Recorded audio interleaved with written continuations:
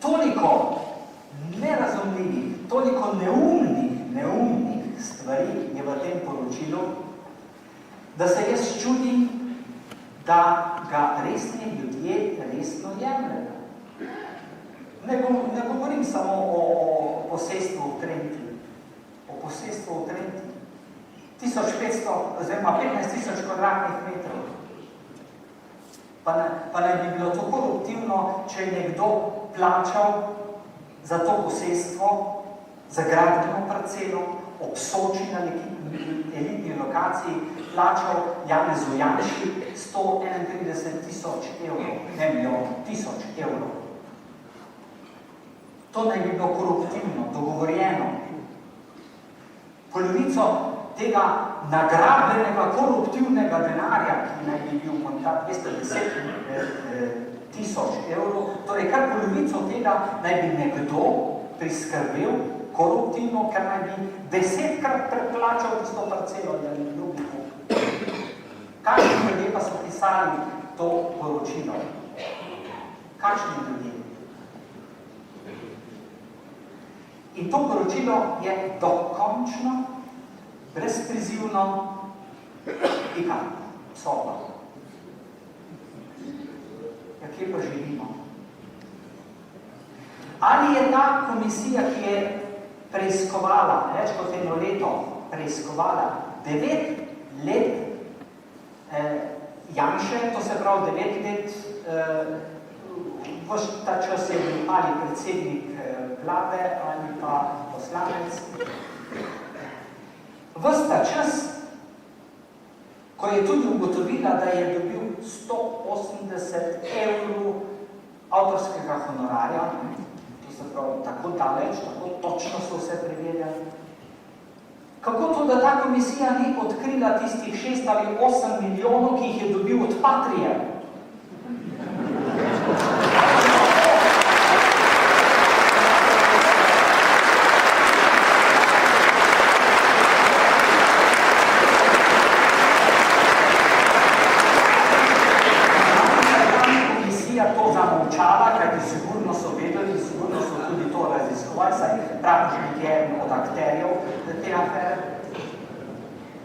Sigurno, in so verjetno zamolčali, verjetno jim je Janez dal kak milijonček.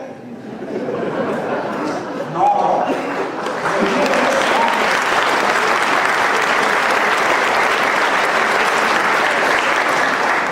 dobro, če se vprašamo, kako to, da resni ljudje resno jemljejo to poročilo? Potem se vprašamo, kako pa jemljejo naši koalicijski partnerji to poročilo? Kako? To poročilo zagotovo ne vsebuje pomislekov in pritožbe obdolžencev, pritožbe Janeza Janše, zagotovo ne.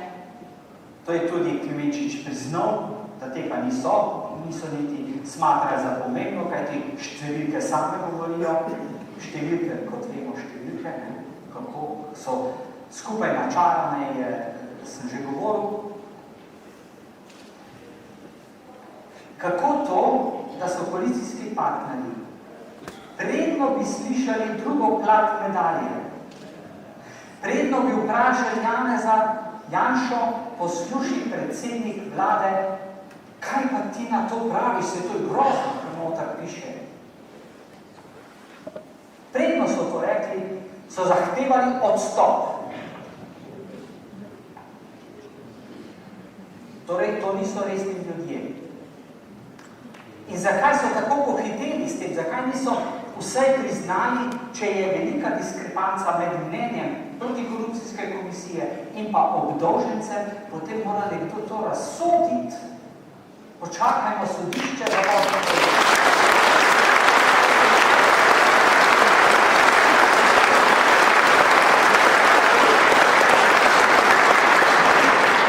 samo eno razlago imam, da so to storili, kajti imajo več kot 8 letko, znajo brati.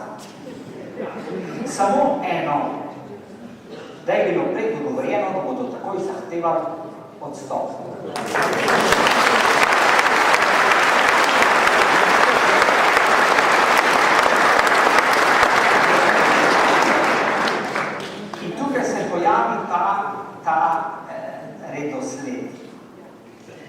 z izmišljenimi floskulami, neargumentirami, ni važno, samo nekaj napiši, in takoj zahtevajo odstop. Tisti prvi bum je treba izkoristiti.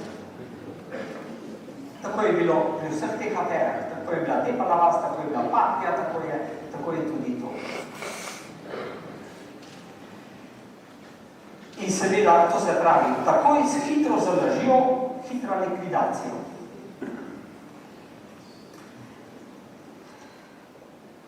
Torej, tako protikorupcijsko komisijo imamo.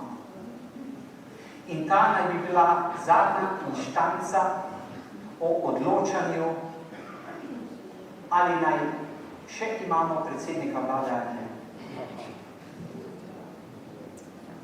Jaz se bojim takega sistema. Mene je strah. In če to dovolimo, če bi zdaj Janez odstopil, bi pomenilo, da legitimira tak postopek.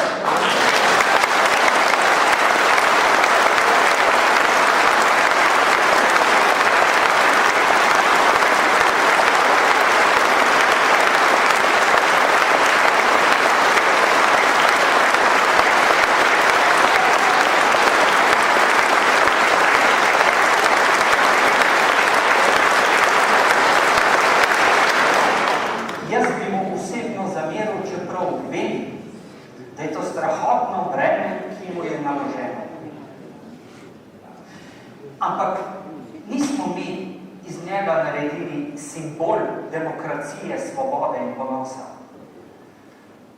To so drugi naredili. In sicer naredili s tem permanentnim linčem in permanentno lažjo, permanentno konstrukcijo afere. Če bi bil tukaj, bi rekel, Janez zdrži zaradi nas.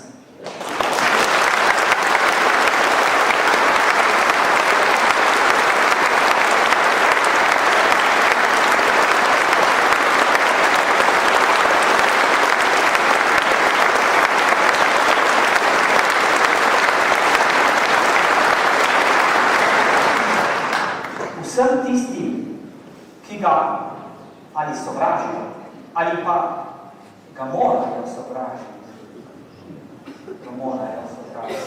Vsem tistim pa rečem, izvolite, razrešite ga v parlamentu. Imamo postopke. Interpelacijo, zahtevajte interpelacijo ali pa konstruktivno nezaupnico, zmenite se, najdete drugega. A mislite, da bo Janez jokal? Mislite, da bo jokal? Jokal bomo mi. Jokal bomo mi.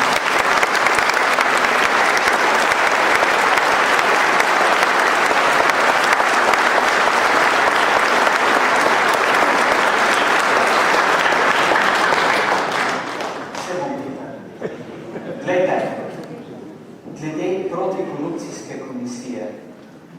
Kdo si ne bi želel v Sloveniji neke inštitucije, ki bi preganjalo korupcijo? Kdo si ne bi želel?